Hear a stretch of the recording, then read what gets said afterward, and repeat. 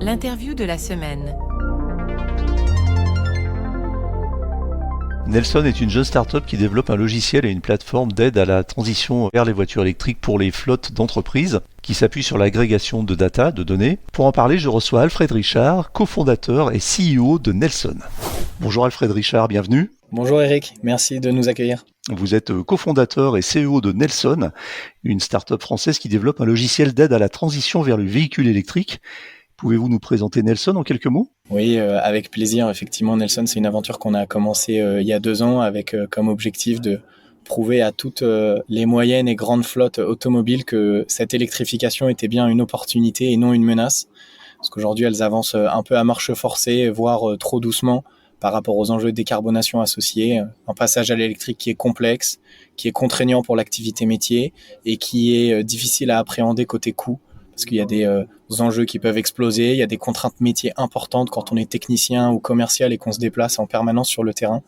Et donc, c'est pour éviter l'explosion des coûts, garantir le maintien de l'activité et faire et faciliter l'appréhension de cette nouvelle écosystème de recharge qu'on a créé Nelson. Donc Nelson, c'est un logiciel d'aide à la décision basé sur l'agrégation de données pour permettre aux entreprises de planifier, déployer et opérer la meilleure stratégie d'électrification pour leur flotte automobile. Alors j'ai une petite question préalable, la signification du nom Nelson, parce que c'est original, il y a une référence, il y a un rapport avec l'amiral ? Il y a une référence. Je vois que vous êtes renseigné sur le lien à l'amiral. En fait, effectivement, on est une start-up française créée par des ingénieurs, mais on a nommé Nelson derrière et après l'amiral Nelson, puisque c'est lui qui a innové dans la gestion de flotte traditionnelle. Pour nous, c'est les galions, c'est les armadas, c'est les batailles navales. Et avec une flotte beaucoup plus petite et beaucoup plus dynamique, il a innové, il a su disrupter un peu ce qu'on peut faire dans le paysage des flottes. Et donc, c'est un peu l'idée qu'on a derrière tout ce qu'on veut faire aujourd'hui et la création de notre nouveau positionnement. Alors le logiciel que vous avez développé, vous êtes parti de zéro, c'est un déploiement maison, hein, c'est un logiciel propriétaire, on va dire. Et comment ça fonctionne exactement ? Vous agrégez les données des clients chez qui vous allez pour leur sortir un état des lieux de leur flotte et de leur consommation, de leur coût d'utilisation, etc. Ouais, c'est à peu près ça. Pour commencer, effectivement, toute la tech et tous les algorithmes qu'on développe sont déployés en interne parce qu'il fallait qu'on mouille le maillot, il fallait qu'on fasse aussi nous-mêmes des choses parce qu'on était assez frustrés par ce qui existait en termes de valorisation de données, en termes de proposition de valeur sur ces sujets-là, alors que le point clé pour résoudre et pour passer à l'échelle ces enjeux d'électrification, il est clairement sur la connaissance des usages. Aujourd'hui, une flotte, elle a du mal à savoir combien de fois dans l'année chacun de ces Robert conducteurs a dépassé les 248 km en une journée. Il y a des solutions qui permettent d'avoir des informations détaillées, comme la télématique, qui permet d'avoir des données précises sur chacun des véhicules. Pour autant, il y a une très faible partie des flottes qui est équipée de télématique aujourd'hui. Et donc nous, on a voulu répondre à ces enjeux-là en permettant aux entreprises de cartographier leurs usages de manière très fine, sans avoir de solutions intrusives, donc pour adresser l'ensemble des flottes qui ont besoin de ces informations-là. Si on n'a pas l'information quotidienne, on ne peut pas réfléchir à l'électrocompatibilité d'un conducteur. Donc si le point de départ c'est l'usage, il fallait que nous, on cartographie ces usages. Et donc c'est comme ça qu'on est venu agréger tout un tas de données issues de la gestion de flotte, issues des opérations techniques, issues de la télématique quand elle est existante. En fait, l'idée pour nous, c'est de reconstruire la flotte telle qu'elle est aujourd'hui en thermique pour prioriser les décisions et envisager son futur à l'électrique. Donc, on se connecte aux outils existants, on fait des extractions. Le gros du travail chez Nelson, il est dans le process de la donnée et toute l'architecture de la data qu'on construit. Et c'est beaucoup de travail pour nous. Donc en fait, vous récupérez les données chez les clients. Alors c'est des données qui proviennent effectivement de nombreuses sources. Hein. C'est j'imagine le nombre de kilomètres parcourus, les réseaux utilisés, enfin toute une cartographie comme ça. Et vous, après votre travail, et c'est le rôle du logiciel et de votre plateforme, c'est d'agréger ces données et de les exploiter pour en sortir un tableau de bord qui va dire à vos clients, voilà comment vous utilisez votre flotte et voilà comment vous pourriez l'électrifier de la meilleure façon. C'est correct, c'est ça l'idée. Deux types de données, les données flotte client et les données recharge. Les données recharge, on va très loin. Borne sur site, borne à domicile, borne en itinérance, cartographie, puissance, prix. En fait, il faut vraiment réussir à reconstruire l'emploi du temps de recharge de demain de chacun des conducteurs. Parce qu'on va pas avoir une solution unique et une seule manière de se recharger. Il faut réussir à combiner les différentes options. Et ça, c'est essentiel pour construire une stratégie d'électrification qui est pérenne. Donc oui, on va donner cette vue d'ensemble du potentiel d'électrification d'une flotte. Et ça, en fait, pour nous, c'est juste la première brique pour accompagner à la planification.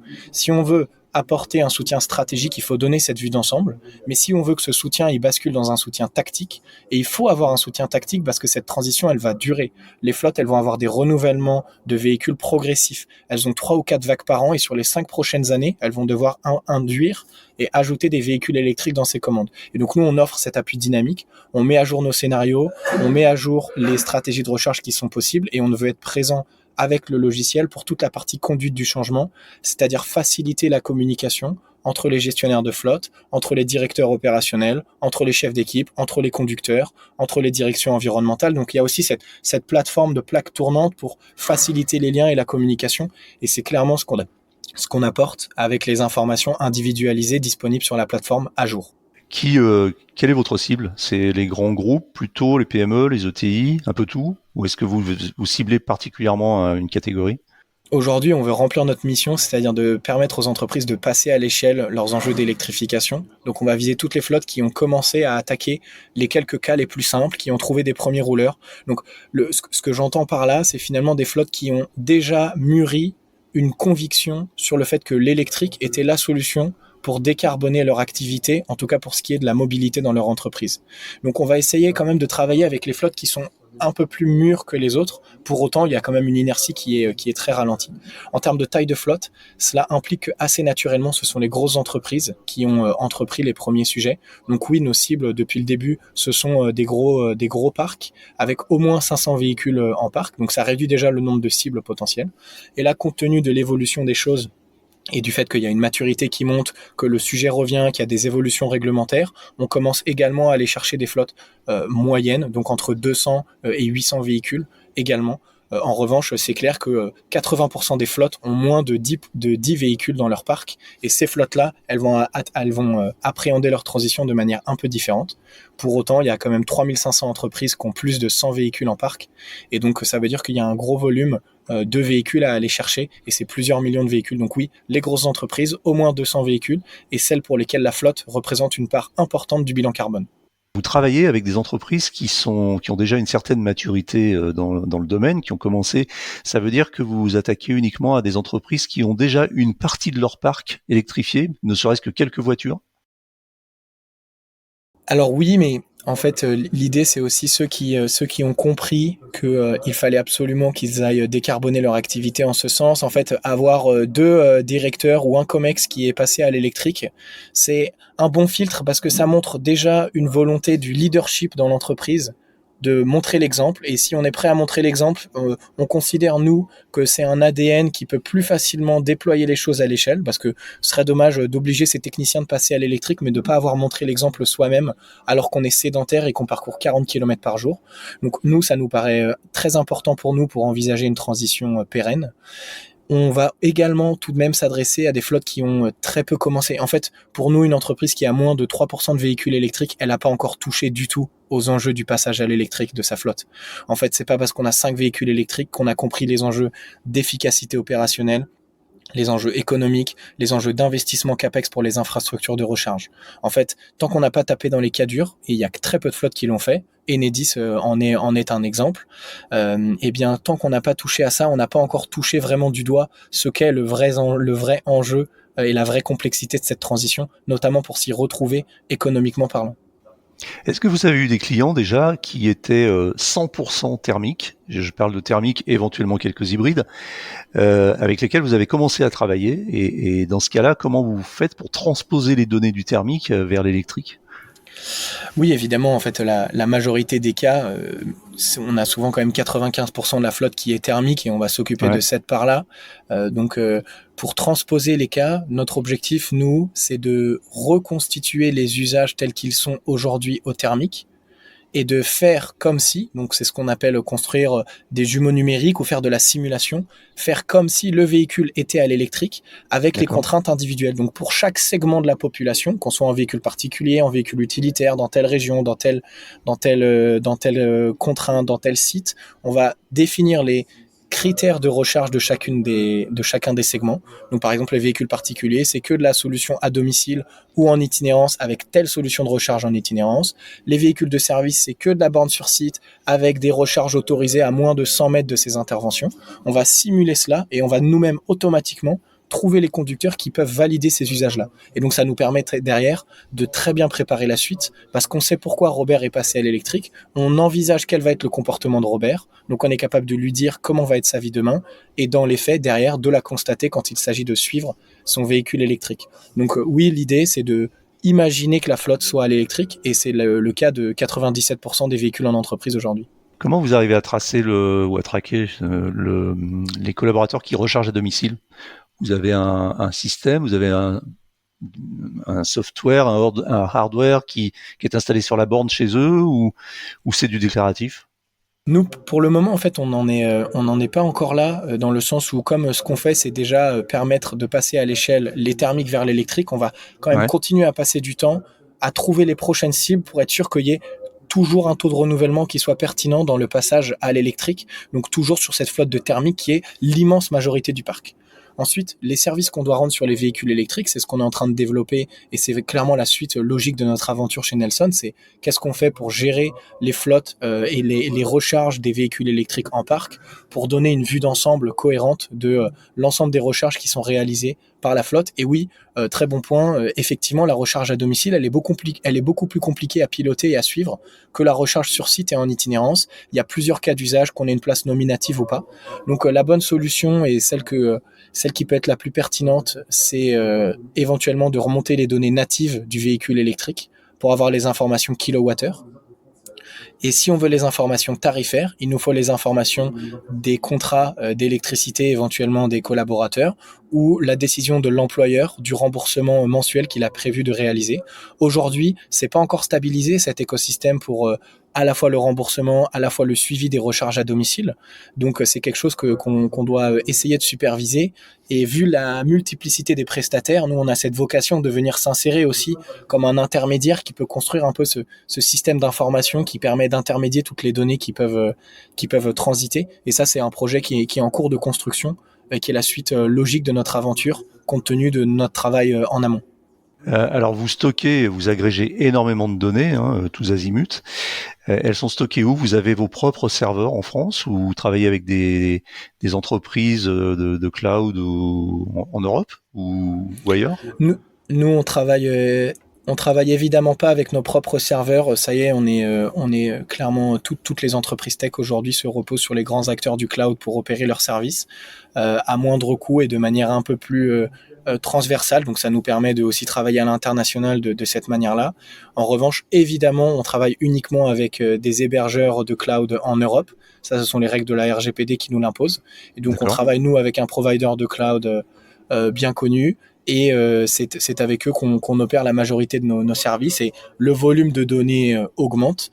Nous, on est déjà à près de 400 millions de kilomètres analysés sur Nelson. Ça fait un paquet de data points à reconstituer, mais c'est pour le plaisir de nos équipes techniques. Est-ce que vous avez un rôle aussi pour convaincre des entreprises qui sont un petit peu réticentes à passer à l'électrique? Il doit y en avoir encore, non? Et est-ce que vous sentez un petit peu que vous avez une mission comme ça d'évangélisation ou vous êtes purement dans quelque chose de plus direct et plus business? En fait, nous, si on a créé Nelson, c'est clairement pour faciliter et encourager cette transition. Donc, on va pas simplement s'arrêter à faire un dashboard d'analyse de données. Notre mission, elle est pas là. Notre mission, elle est d'électrifier des flottes parce que c'est comme ça qu'elles peuvent décarboner leur activité de manière assez nette. Et donc, à partir de ce moment-là, nous, aujourd'hui, on est obligé de faire des choses et on le fait évidemment parce que ça fait partie de notre proposition de valeur. On fait des choses en dehors de notre produit. C'est ce qu'on appelle dans une boîte tech tout le customer success, qui est l'accompagnement des clients et la conduite du changement. La conduite du changement, c'est un élément essentiel aujourd'hui au sein des flottes pour envisager les bonnes décisions, pour communiquer avec les conducteurs. Ça nous arrive d'organiser des webinaires avec des conducteurs, d'être à disposition, de communiquer directement au sein des flottes, d'organiser des événements avec eux. Il n'y a pas si longtemps, j'ai été invité à témoigner à l'ensemble des conducteurs d'un labo pharmaceutique sur les enjeux de la transition énergétique et les raisons pour lesquelles la car policy allait s'enclencher vers du véhicule électrique. C'est clair que on doit mouiller la chemise et en fait, c'est ça aussi qui nous fait plaisir dans notre aventure entrepreneuriale. C'est beaucoup plus tangible que des éléments de data. Et la rationalisation est importante, mais la conduite du changement est d'autant plus essentielle quand on change des usages sur un enjeu comme celui de la transition. Et si on veut bouger des lignes et permettre des décisions un peu plus rapides, notamment en travaillant avec les grands groupes, on se doit de passer du temps humain avec eux. Donc évidemment, on s'adosse sur notre plateforme, mais on a tout un ensemble de services supplémentaires. Donc pédagogie, acculturation, et vous pourriez presque même faire un peu de formation chez vos clients en amont pour les sensibiliser au passage à l'électrique. Tout à fait. Et en plus, on remarque que c'est globalement la même chose à faire à chaque fois. Donc en fait, il y a aussi quelque chose d'assez réplicable dans ces modèles-là. Donc évidemment, plus on remplit notre mission, plus on sera content. Quand vous avez cartographié l'ensemble des besoins et des usages d'une entreprise avec sa flotte automobile, vous allez donc faire des préconisations. Est-ce qu'il vous arrive de leur proposer de l'hybride, ou est-ce que vous êtes résolument vraiment sur le 100% électrique? Quand on regarde aujourd'hui les rapports de la Commission européenne sur l'usage réel des hybrides rechargeables en émissions de CO2 ou de gaz à effet de serre, on remarque que même si on a beau être hybride compatible, on ne pourra pas forcément changer le comportement humain. On annonce plus de 200% d'émissions réelles par rapport aux émissions théoriques des hybrides rechargeables. Donc dans cette volonté de pérennité de cette démarche de décarbonation, nous on travaille principalement sur le 100% électrique. Ça n'empêche d'avoir quelques cas exceptionnels ou des flottes qui continuent de référencer l'hybride, qu'il soit rechargeable ou non. Nous, on va juste mettre le doigt sur qui est compatible et on peut même mettre le doigt sur quelqu'un qui a l'hybride rechargeable aujourd'hui qui devrait être au 100% électrique demain. Dans l'ADN de notre solution, rien ne change, mais dans la cohérence de l'enjeu de décarbonation, il n'y a aucun débat. Donc autant encourager dès maintenant le 100% électrique plutôt que de faire passer ceux qui n'ont rien bougé par une phase transitoire qu'on aurait pu éviter. Comment vous déterminez qu'un collaborateur d'entreprise est électrocompatible? C'est-à-dire qu'en fait, j'imagine que vous avez une granularité des données qui fait que vous pouvez avoir une cartographie de l'entreprise d'une façon générale, mais aussi par collaborateur, c'est ça? Ouais, tout l'objectif de notre approche, c'est d'individualiser ce potentiel ou ce taux d'éligibilité à l'électrique. Pour définir qu'un collaborateur est électrocompatible, on le décline à deux niveaux. Le premier, c'est d'avoir des usages, donc au sens du comportement actuel du véhicule. Et les usages, c'est les distances parcourues, c'est les emplacements géographiques de déplacement, c'est le nombre de pics d'usage. Aujourd'hui, une flotte, elle va décider qu'un conducteur est éligible s'il parcourt moins de 25 000 km par an. Nelson va considérer qu'un conducteur est éligible s'il ne dépasse jamais les 240 km en une journée ou qu'il le fait moins d'une fois toutes les 3 semaines. En fait, on descend jusqu'à ce niveau de détail dans l'analyse des usages sans avoir besoin de traquer le conducteur. Ça, c'est le niveau d'éligibilité. Et ensuite, on passe d'être éligible à électrocompatible si on est également en mesure d'adopter une stratégie de recharge cohérente par rapport aux contraintes de l'employeur. Donc, par exemple, pour une flotte, ça va être recharge à domicile pour ceux qui peuvent ou recharge sur site. Pour une autre, ça va être recharge sur site ou recharge en itinérance uniquement à la pause du déjeuner. Pour une autre, ça va être recharge sur site, mais seulement si c'est à moins de 200 mètres d'une intervention et si on a une durée de recharge qui fait plus de 45 minutes. Nous, on est capable de tout cartographier, d'envisager toute stratégie de recharge pour n'importe quel segment. Et donc, à la fin, de dire Robert est électrocompatible, Tanguy ne l'est pas, pour telle raison, mais ça peut ne pas être les mêmes du tout. Et on fait tout ça de manière complètement automatisée. Alors la recharge, justement, c'est l'enjeu, hein, c'est-à-dire qu'il y a des enjeux de coût, il y a des enjeux de temps, de durée. On peut recharger sur une borne haute tension haut débit sur l'autoroute, mais on peut aussi recharger chez soi, et les tarifs, on sait que les tarifs vont du simple au quintuple parfois. Ça induit que vous ayez, vous, des partenariats et que vous ayez des préconisations de façon à dire dans votre préconisation, ce collaborateur devrait plutôt recharger à domicile parce qu'il en a la possibilité, ou aller plutôt chez tel réseau que chez tel réseau parce que le kilowattheure est un peu moins cher. Vous avez ce type de préconisation, et du coup, est-ce que vous tissez des partenariats avec différents prestataires de recharge? Ce qui est clair, c'est qu'aujourd'hui, le gestionnaire de flotte, dans sa mesure et son contrôle du total cost of ownership, de son TCO, il doit à tout prix réussir à budgétiser correctement le kilowattheure. Et c'est clairement là qu'on peut l'aider, parce que comme on a la connaissance des usages, on a la connaissance du mix de recharge de demain de chacun des conducteurs, et donc une très bonne connaissance du nombre de fois où il va se recharger éventuellement à 75 centimes et du nombre de fois où ce sera à 18 centimes. Donc ce qui est clair, c'est que nous, on arrive à modéliser et arriver à une estimation très précise du coût énergétique de la flotte de demain, donc du coût au kilowattheure estimé de l'ensemble des prochains conducteurs qui vont passer à l'électrique. Ça, c'est le premier niveau en amont. En aval, derrière, évidemment, quand on est dans le TCO réel, donc dans l'opération et la gestion des véhicules électriques qui sont à la flotte, le boulot qu'il faut réussir à offrir, il est clairement d'arriver à optimiser et contrôler les coûts d'électricité, soit en améliorant le dimensionnement des infrastructures sur site, donc ça c'est des coûts one-shot, des coûts CAPEX, et sur les coûts du quotidien de la recharge, nous on est capable d'identifier quand une recharge en itinérance a été trop grosse, quand une recharge sur site aurait dû être plus importante, quand il y a eu des voitures ventouses, quand la recharge de domicile elle est mal utilisée, quand le véhicule est rapporté avec trop d'autonomie le soir même, ça c'est des exemples assez concrets. Donc oui, on peut trouver des moyens de modifier les comportements individuels des conducteurs, et souvent ça a un plus gros impact que de négocier un tarif plus pertinent sur la borne en itinérance. Donc on commence plutôt par ces éléments-là, parce que ça nous demande un peu moins de travail avec tout l'écosystème, et on est en train d'avancer, évidemment, dans la construction d'une architecture de réseau de recharge qui serait tout à fait pertinente pour les flottes de professionnels, en travaillant avec tel réseau plutôt qu'un autre, en négociant des tarifs. C'est ce vers quoi on veut aller pour offrir une solution avec un coût au kilowattheure qui est tout à fait cohérent par rapport aux usages des flottes. Mais du coup, c'est dépendant aussi d'un paramètre dont on parle peu, c'est le modèle de voiture, non? Parce que vous avez des voitures qui sont plus efficientes, vous avez des voitures qui chargent plus vite, vous avez des voitures qui ont une grosse batterie et qui ont donc une autonomie plus importante, mais qui chargent moins vite. Vous allez jusque là, c'est-à-dire vous arrivez à dire à tel collaborateur, il lui faudrait plutôt, je sais pas, une Tesla Model 3, et à celui-ci, il lui faudrait plutôt une Volkswagen ID7 ou voilà, ou une autre voiture. Vous arrivez à ce niveau de détail? En fait, nous, notre volonté dans cette transition et notre positionnement, il n'est pas forcément de vendre des voitures, de financer des voitures, de vendre des bornes, d'installer les bornes, de choisir les prestataires.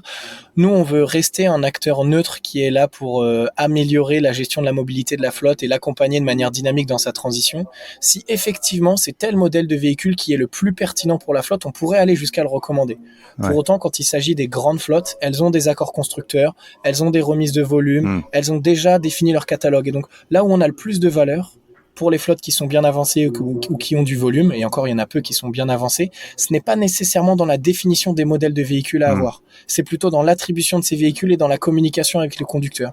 Donc oui, on peut faire quelques recommandations, on peut configurer son catalogue et sa car policy directement avec Nelson pour montrer au conducteur ce que va être son véhicule demain. Mais en fait, on n'a pas forcément le plus de valeur là-dedans, et on a envie de garder cette neutralité parce que derrière, forcément, on pourrait être vu d'un œil intéressant pour les constructeurs, et c'est pas forcément l'ADN qu'on veut avoir. Donc on fait des recommandations quand on considère qu'elles sont justes, notamment par exemple pour réduire la taille d'un véhicule utilitaire dans une flotte par rapport à ses usages réels. Ça, c'est clairement des démarches qui sont tout à fait pérennes. Et après, c'est au chef d'entreprise ou au responsable de flotte de choisir en fonction de toutes les données que vous leur avez fournies. Et d'ailleurs, est-ce que vous sentez que le métier enfin, je sais pas, vous avez peut-être pas assez de recul, mais le métier de responsable de flotte est en train d'évoluer ou de se transformer avec l'arrivée de l'électrique? Ça devient plus complexe, plus technique? Ça devient différent, et en fait, au-delà de la complexité, ça demande d'aborder une nouvelle posture de leadership un petit peu, parce que les gestionnaires de flotte sont maintenant beaucoup plus impliqués dans des sujets un peu plus stratégiques pour l'entreprise, parce que ces contraintes d'autonomie et de recharge sont directement liées à l'activité métier. Parce que nous, aujourd'hui, les flottes qu'on va adresser, ce ne sont pas des véhicules statutaires ou des cadres dans des entreprises, c'est vraiment un véhicule qui est un outil de travail et qui est nécessaire pour l'activité. À partir du moment où il est cœur dans l'activité business de l'entreprise, et que le kilowattheure et la vie à l'électrique peut impliquer certains risques opérationnels, et ben le gestionnaire de flotte, il va avoir un rôle très différent dans à la fois la stratégie de décarbonation et à la fois la performance opérationnelle de sa flotte.